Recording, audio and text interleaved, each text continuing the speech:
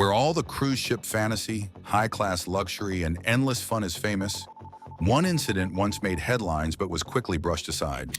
Hidden beneath the glam and glitter, a terrifying story that many didn't hear much about. Until now. What really happened on that Italian cruise ship? How did it get hijacked by terrorists? And what was the truth they tried to hide?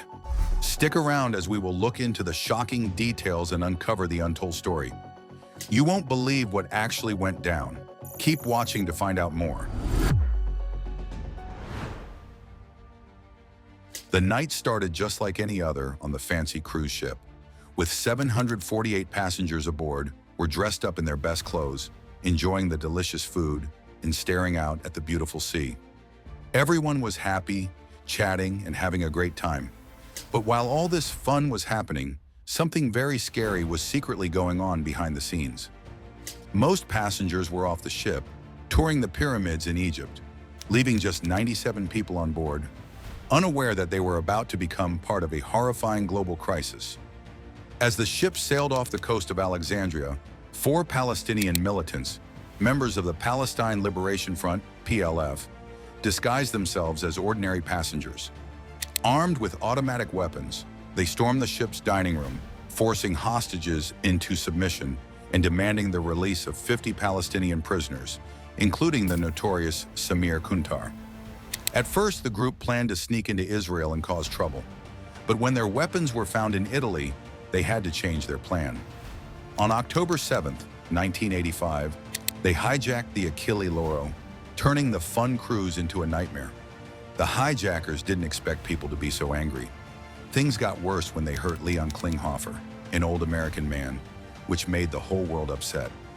What was supposed to be a night of celebration turned into a scary, unforgettable moment in history. People were left shocked by what happened.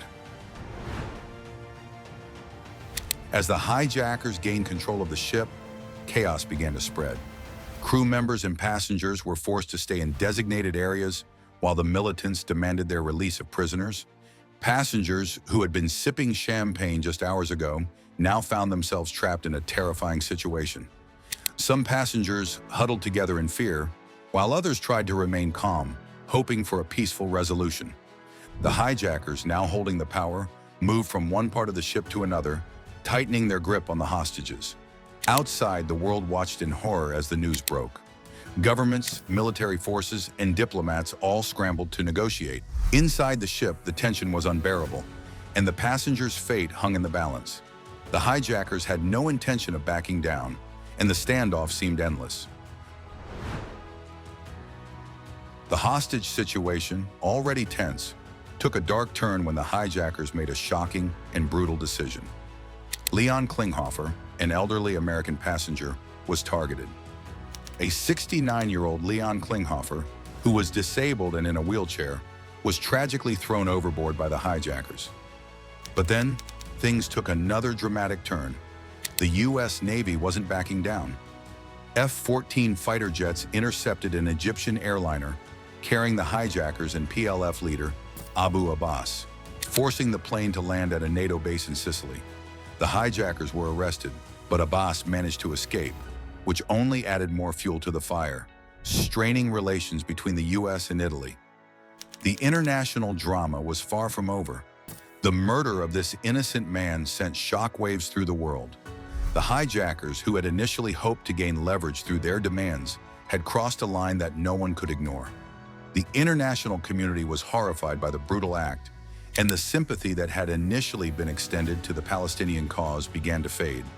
The world now saw the hijackers for what they truly were: ruthless and cold-blooded terrorists. The event marked a turning point in the hijacking, one that would ultimately lead to the failure of the militants' mission. As news of the hijacking spread, the world's reaction was swift and fierce. The murder of Leon Klinghoffer made headlines around the globe, and the international community was united in condemning the actions of the hijackers. Governments around the world expressed their outrage, and calls for justice intensified. The hijackers' demands, which once seemed to be a political statement, were now seen in a completely different light. The public sympathy for their cause vanished as their violent actions took center stage. Countries, including the United States and Italy, worked together to negotiate the safe release of the remaining hostages. The hijacking was a reminder of the fragile nature of peace and how quickly things could escalate into violence. It also marked a turning point in how terrorism would be viewed by the global community, as a ruthless act with no justification. After days of tense negotiations and mounting pressure, the hijackers eventually gave up. The Achille Lauro was freed and the surviving passengers were safely rescued. But while the ship was no longer under the control of the militants, the damage had already been done. The murder of Leon Klinghoffer would haunt the passengers, the crew, and the world for years to come.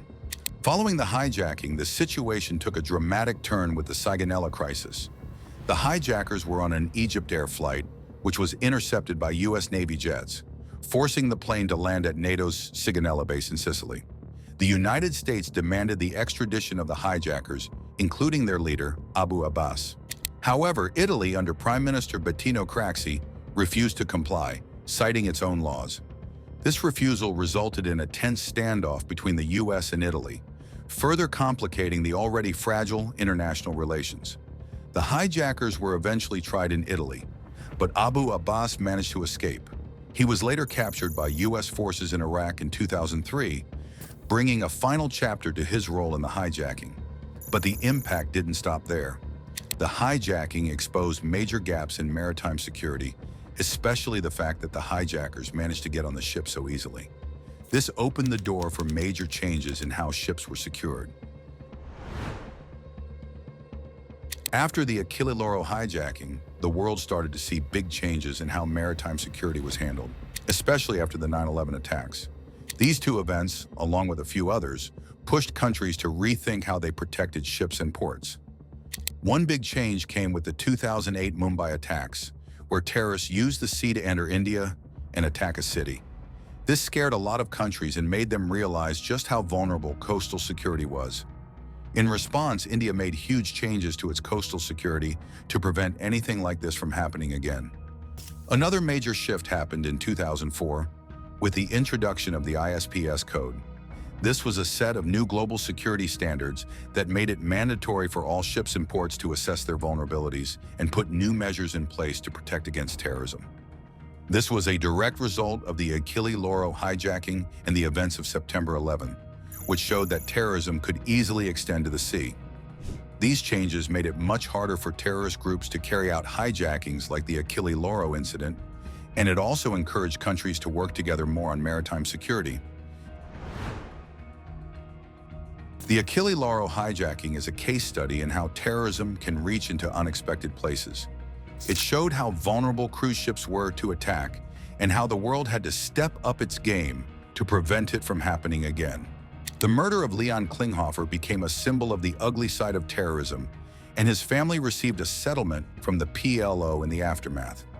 More importantly, the hijacking led to a massive overhaul in maritime security. With stronger passenger screening, better crew training, and increased global cooperation, the world took action. But the legacy of the Achille Lauro still hangs over the shipping industry, reminding us all that we need to stay vigilant. This wasn't just another hijacking, it was a wake-up call.